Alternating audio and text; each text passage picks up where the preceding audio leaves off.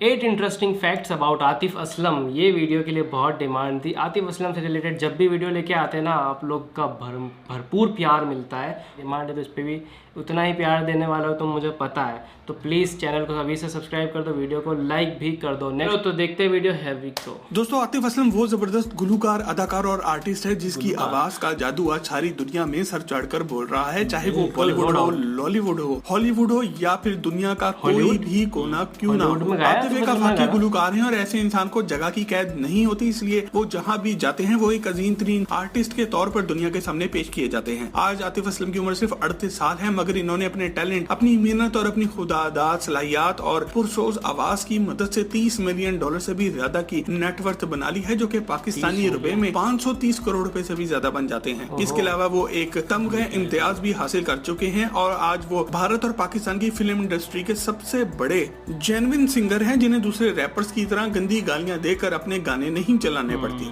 आतिफ असलम गुलकारी के अलावा मॉडलिंग और एक्टिंग में भी अपना लोहा बनवा चुके हैं। टॉक शॉक चैनल की आज की वीडियो में हम आपको बर्रे सगीर पाको हिंद के सबसे बड़े pop cultural icon Atif Aslam की जिंदगी के बारे में कुछ हैरानकुन और दिलचस्प हकाइक बयान करने जा रहे हैं। और अगर आपको टॉक शॉक की ये फैक्ट से भरपूर वीडियोस पसंद आ रही हैं तो अभी इस वीडियो को एक लाइक देकर और सब्सक्राइब के बटन को क्लिक करके टॉक शॉक की फैमिली का हिस्सा जरूर बन जाएं। फैक्ट नंबर 1, दोस्तों, आतिफ असलम के नाम से मशहूर इस गुलूकार का पूरा नाम मोहम्मद आतिफ असलम है और ये 12 मार्च 1983 को पंजाब के मशहूर शहर वजीराबाद में पैदा हुए। आतिफ असलम का ताल्लुक एक मिडिल क्लास फैमिली से था, जहां पर इनके अपने अलावा 3 और भाई भी मौजूद हैं, जो कि अब शोबिस इंडस्ट्री और फैशन इंडस्ट्री से ही वाबस्ता हैं। आतिफ असलम ने अपनी पूरी जिंदगी लाहौर शहर में ही गुजारी है, जहां पर इन्होंने Camberley hall school, Saint Paul Cambridge school, divisional public school और फिर पंजाब कॉलेज लाहौर से तालीम हासिल की और कंप्यूटर साइंस में डिग्री हासिल की। आतिफ के मुताबिक इनकी जिंदगी का पहला प्यार ना तो इनकी बीवी या फिर मौसीकी थी, बल्कि इनकी जिंदगी के पहले अयाम में इनको क्रिकेट से इश्क था और वो हमेशा एक क्रिकेटर ही बनना चाहते थे। दोस्तों, साल 2013 में आतिफ ने अपनी जिंदगी के प्यार सारा भारवाना से शादी भी की और आज वो एक बेटे के बाप भी हैं। फैक्ट नंबर 2, दोस्तों, आतिफ को म्यूजिक और गाने बजाने की कोई प्रोफेशनल ट्रेनिंग नहीं दी गई, मगर कॉलेज के दिनों में ही इन्होंने अपने दोस्तों के साथ गाने और म्यूजिकल कॉम्पिटिशंस में हिस्सा लेना शुरू कर दिया था। इस दौर में आतिफ को इनके असातिज़ा और दोस्तों ने एक सिंगर बनने का ही मशवरा दिया और वो मौसीकी के शहंशाह उस्ताद नुसरत फतेह अली खान को सुनकर उस दौर में बहुत इंस्पायर हुए। साल 2003 में आतिफ ने अपने कुछ दोस्तों गौहर, फरहान, आमिर शिराज और उमर नदीम के साथ एक म्यूजिकल बैंड भी बना लिया, जिसका नाम था जल। और बहुत जल्द ये बैंड उस दौर में पाकिस्तान का सबसे कामयाब तरीन म्यूजिक बैंड समझा जाने लगा, क्योंकि सिर्फ चंद ही महीनों में और सिर्फ चंद ही गानों से इन्होंने बहुत ज्यादा शोहरत हासिल की। इतनी आज तक किसी और पाकिस्तानी बैंड ने हासिल नहीं की थी। साल 2003 में जल का गाना आदत रिलीज हुआ और इस गाने आते साथ ही पूरे पाकिस्तान और भारत भर की फिल्म इंडस्ट्री को हिलाकर रख दिया। और इसकी कामयाबी का ये आलम था कि इसके बहुत से रीमिक्सेस और दूसरे वर्जन्स भी बनाए गए और इसकी कॉपीराइट पर आतिफ और जल बैंड के बहुत से फड्डे भी हुए। जल का गाना आदत पाकिस्तानी तारीख के टॉप 10 सबसे ज्यादा सुने जाने वाले गानों में दूसरे नंबर पर आता है। यहाँ पर आपको ये भी याद दिलाते चलें कि पाकिस्तानी तारीख का सबसे ज्यादा सुना जाने वाला गाना जुनैद जमशेद का बनाया हुआ कौमी तराना दिल दिल पाकिस्तान है। फैक्ट नंबर 3,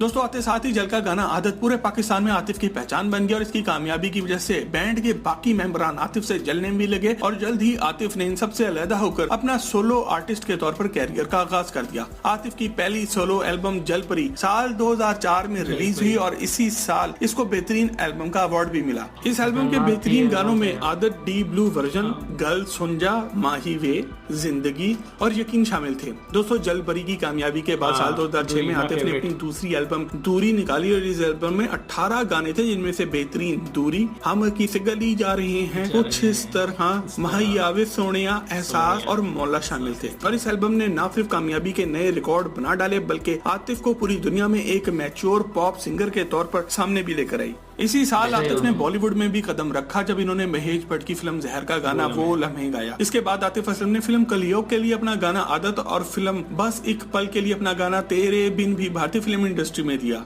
इसके अलावा आपको ये जानकर भी हैरानगी होगी कि आतिफ के 3 गाने आदत, एहसास और यकीन मशहूर Hollywood film man push the cart में इस्तेमाल भी हुए हैं। फैक्ट नंबर 4, दोस्तों, आतिफ असलम की तीसरी एल्बम मेरी कहानी इनकी बाकी तमाम म्यूजिक से काफी हटकर थी। इस एल्बम में आतिफ ने इश्क व आशिकी को छोड़कर पाकिस्तान के करप्ट माशी हालात को निशाना बनाया। इस पूरी एल्बम की एक डार्कर थीम थी क्योंकि आतिफ ने गरीब और आम इंसान के एहसास की तर्जुमानी की कोशिश की थी। और इस एल्बम के मशहूर गानों में मेरी कहानी, रब्बा सच्चा, हंगामी हालात और मन होता है शामिल थे। ये एल्बम साल 2008 में रिलीज हुई और इसी साल आतिफ ने भारतीय फिल्मों रेस और किस्मत कनेक्शन में भी गाना गाया। इसी दौर में इन्होंने अपना मशहूर और मारूफ तरीन गाना पहली नजर में भी गाया और ये गाना आज भी दुनिया में बहुत सुना जाता है। इन्हीं दिनों आतिफ ने कोक स्टूडियो में भी परफॉर्म करके दिखाया। फैक्ट नंबर 5 दोस्तों, आतिफ असलम की बॉलीवुड में एंट्री और इनकी कामयाबी की वजह से भारत और पाकिस्तान दोनों मुल्कों में ही ऑडियंस और आर्टिस्ट की तरफ से हर तरह का मिला जुला सा रिएक्शन देखने को मिला। इसकी एक बड़ी ये थी कि आतिफ एक खुदादाद सलाहियत रखने वाले फनकार हैं और इसलिए लोगों की एक बड़ी तादाद इनसे प्यार भी करती है और इनकी दीवानी है और इसीलिए इनका हर गाना हिट नहीं बल्कि सुपर डुपर हिट होता है।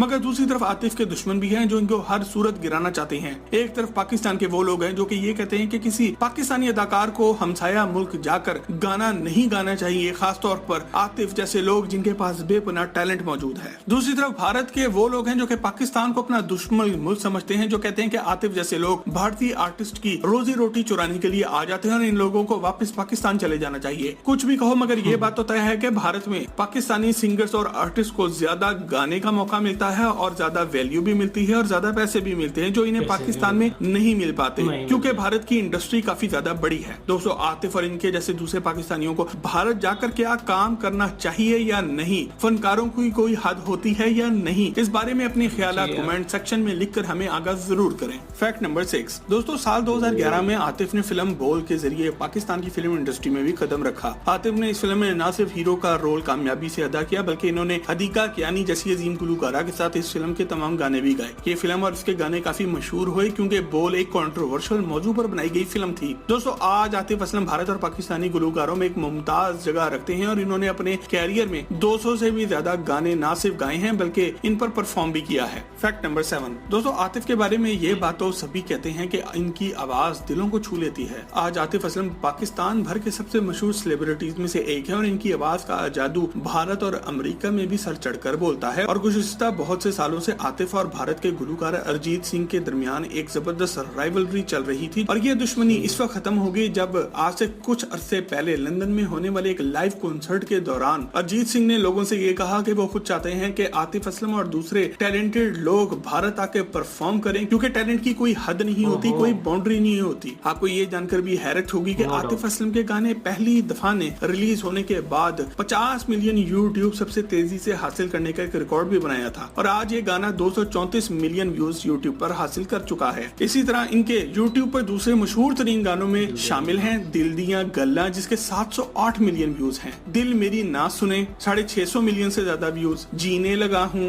470 मिलियन व्यूज, ताजदारे हरम 340 मिलियन व्यूज, तेरा होने लगा हूँ 300 से ज्यादा मिलियन व्यूज हासिल कर चुका है और आतिफ आज भी रुके बगैर म्यूजिक इंडस्ट्री में धूम मचा रहे हैं। फैक्ट नंबर 8 दोस्तों, आतिफ ने अपनी जिंदगी की पहली परफॉर्मेंस एक फैंसी ड्रेस कंपटीशन में की थी और इस वक्त इसके मेहमान खसूसी इमरान खान थे। आतिफ हालांकि ना सिर्फ एक मिडिल क्लास फैमिली से ताल्लुक रखते थे बल्कि वो पढ़ाई में भी बहुत ज्यादा अच्छे थे और इन्होंने सिर्फ 13 साल की उम्र में मैट्रिक का इम्तिहान पास कर लिया था। मगर जब इन्हें फैसला लेना पड़ा तो इन्होंने पढ़ाई को खैरबाद कह दिया और एक प्रोफेशनल सिंगर, एक्टर और म्यूजिशियन बनने को ही तरजीह दी और इनका ये फैसला सही साबित हुआ कि आज भारत और पाकिस्तान का एक एक बच्चा इनके नाम से वाकिफ है। मगर जैसा कि हमने आपको बताया, आतिफ हमेशा से गुलकार नहीं बनना चाहते थे बल्कि वो क्रिकेट के शदाई थे, क्रिकेट के शौकीन थे और वो पाकिस्तान की अंडर 19 क्रिकेट टीम एक फास्ट बॉलर के तौर पर सिलेक्ट भी हो चुके थे। दोस्तों, आपको ये सुनकर काफी हंसी आएगी कि साल 2009 में पूरे इंटरनेट पर ये खबर जंगल में आपकी तरह फैल गई कि आतिफ को गले का कैंसर है। आतिफ खुद भी कहते हैं कि ये खबर पढ़ने के बाद इनके अपने भी होश उड़ गए। आतिफ असलम को ये भी बताया जाता है कि वो सबसे कम उम्र वाले पाकिस्तानी हैं जिनको तमगे इम्तियाज से नवाजा गया और दोस्तों ये कोई आम बात नहीं है बल्कि ये तमगा बहुत ही कम लोगों को मिलता है क्योंकि ये पाकिस्तान का सबसे बड़ा सिविलियन अवार्ड है। फैक्ट नंबर 9 दोस्तों, आतिफ असलम की जबरदस्त और पुरसोज आवाज की वजह है वोकल बेल्टिंग टेक्निक और दोस्तों ये एक ऐसी टेक्निक है जिसमें गुलकार अपनी चेस्ट वॉइस और अपनी हेड वॉइस को मिलाकर सांस को लंबा करता है और गाना गाता है। जैसा कि आप अंदाजा लगा सकते हैं कि ये काम हर गुलूकार के बस की बात नहीं, और अगर कोई गुलूकार इसका इस्तेमाल करना भी चाहे तो ये जरूरी नहीं कि वो कामयाबी से इसको इस्तेमाल कर सकेगा। इसके अलावा ये खतरनाक तरीका भी है और इसको इस्तेमाल करने से गुलूकार के गले और फेफड़ों को नुकसान भी पहुंच सकता है। दोस्तों, आज हम सबको आतिफ असलम से कुछ सीखना चाहिए। आतिफ को भारत में कोई कम क्रिटिसिज्म नहीं मिला और यहाँ के बहुत से नए और पुराने सिंगर्स हैं जिन्होंने किसी न किसी वजह से आतिफ की बुराइयां जरूर की हैं, मगर आतिफ ने अपने वोकल्स और अपने सॉन्ग्स के जरिए लोगों के दिलों में एक ऐसी जगह बना ली है कि इसे हटाना अब नामुमकिन है। दोस्तों, अगर आपको सुपरस्टार सिंगर आतिफ असलम के बारे में टॉक शॉक चैनल की आज की वीडियो पसंद आए तो इसे लाइक करके फेसबुक और व्हाट्सएप पर अपने दोस्त अहबाब के साथ शेयर जरूर करें और मजीद ऐसी ही जबरदस्त वीडियोस के लिए टॉक शॉक के चैनल को भी सब्सक्राइब जरूर करें। आपसे बहुत जल्दी एक और जबरदस्त वीडियो में मुलाकात होती है। जब तक अपना और अपने घर वालों का ख्याल रखें। अल्लाह हाफिज। सो भाई, आतिफ असलम के बारे में जो उन्होंने फैक्ट्स बताए वाकई शॉकिंग थे और मज़ेदार भी थे। साथ में ये जान के अच्छा लगा कि इनको क्रिकेटर बनना था। इसके अलावा अगर सिंगर ना होते तो क्रिकेटर होते। मतलब हम फिर भी उन्हें देख रहे होते किसी भी तरह मतलब से। ये कि हमें पता होता कि भाई आतिफ असलम नाम का भी बंदा है, इनकी एक पहचान तो होती है पाकिस्तान में और दुनिया में। और जो अफवाह थी इनके बारे में कि इनको गले का कैंसर है, मतलब कैसे लोग होते हैं यार, कैसी अफवाह उड़ा देते हैं। इतनी अच्छी आवाज़ के मालिक को तुम गले का कैंसर करवा रहे होगे। आजकल क्या है ना, इंटरनेट की दुनिया में ना कुछ भी अफवाह उड़ सकती है। कई बार तो फैंस भी अफवाह उड़ाते हैं ना, कि फैंस इसको पॉजिटिव तरीके से उड़ाते हैं कि भाई इनको गले का कैंसर है, उसके बाद भी देखो कितना अच्छा गाते हैं। ये भी है। इस एक तरह से फैन नहीं होना होता है। बहुत पगले होते हैं, वो अपने स्टार को बढ़ाने के लिए उसको गिराने की कोशिश अफवाह भी करते उड़ा देते हैं कई बार, लेकिन ये नहीं पता कि इसको नेगेटिव तरीके से उड़ाया गया था, पॉजिटिव तरीके हैं। से। हाँ, ये भी सही है। बट हाँ, आतिफ असलम के बारे में पहले से ही हम काफ़ी कुछ जानते थे। बाकी जैसे जो इन्होंने एल्बम्स के बारे में बताया, जल द बैंड की जो एल्बम थी दूरी, या फिर और भी हमें देखो जलपरी थी वो। अब हम हमारी पर्सनली बात बता रहे हैं, हम हमारे टीनेज और बचपने बता रहे हैं। हमारे टीनेज और बचपने में हमने दूरी एल्बम सबसे ज़्यादा पसंद किया। वो हमारे सिस्टम में अगर वो हार्डवेयर हम रिकवर करेंगे, हार्ड डिस्क को अगर रिकवर करते हैं हमारी, तो उसमें दूरी, जलपरी, जल, सारे जितने भी एल्बम्स हैं उनके सारे एल्बम्स हमारे पास अवेलेबल है। आतिफ असलम का पूरा फोल्डर बना हुआ है यार। इतने खतरनाक वाले फ़ैन हैं हम आतिफ असलम के कि उनका खास करके जलपरी का, तो जलपरी वाला जो सॉन्ग है वही वाला सबसे ज़्यादा फेवरेट था। दूरी सही जाए ना, वो सॉन्ग बहुत पसंद है। फिर एहसास और भी बहुत सारे हैं। मतलब किस सॉन्ग की बात करें। जो सॉन्ग है मेरी कहानी, वो भी किसी दूसरी एल्बम का था, तो वो भी बहुत मस्त लगता है। वो तो फेवरेट है मेरा। वो करने ना कोई बहाना भाई, इस गाने को जैसे हम जस्टिस नहीं कर सकते, आप समझ सकते मतलब हो, लेकिन लिरिक्स इसको सुनते हुए जो फीलिंग आती है ना, वो हर आतिफ असलम का फैन समझ सकता है। आतिफ असलम एक्चुअली उस गाने को कोई भी सुनेगा तो वो सोचेगा ये तो मेरे बचपन की कहानी है ना। उस सॉन्ग को जिस तरीके से गाया है, जिस तरीके से उसको एग्जीक्यूट किया है, वो बंदा फील करने लग जाता है उस चीज़, उस मूवमेंट को। ऐसा लगता है कि मूवमेंट सच में चल रहा है ना। हाँ, तो यार आतिफ असलम फील लाते थे और लाते हैं और लाते रहेंगे। जैसे क्रिटिसिज्म काफ़ी झेलना पड़ा है इनको, नो डाउट। इनकी एक ठग लाइफ मोमेंट वाले वीडियोस पर भी हमने रिएक्शन किया है, जिसमें रिपोर्टर्स भी काफ़ी उल्टे सीधे सवाल करते थे इनसे। सिर्फ रिपोर्टर्स नहीं, कई शोज इंडिया में बहुत सारे शोज किए उन्होंने। शोज में जो जज रहते थे एक दूसरे, जैसे हिमेश रेशमिया, वो तो चलो फिर भी एक एंटरटेनमेंट के लिए रहता है, लेकिन जब रिपोर्टर पूछते हैं वो तो भाई जान करके ही पूछते हैं। बट कॉमन सेंस भी होना चाहिए ना जवाब देने के लिए। जवाब जो इन्होंने दिए वो उसके इनकी ठग लाइफ पे रिएक्शन किया। अगर आपने वो वीडियो अभी तक नहीं देखा तो जरूर देखना, बहुत कमाल का वीडियो है वो वाला। वीडियो अच्छा लगे तो लाइक शेयर सब्सक्राइब भी कर देना। मिलते अगले वीडियो में। Make love not war.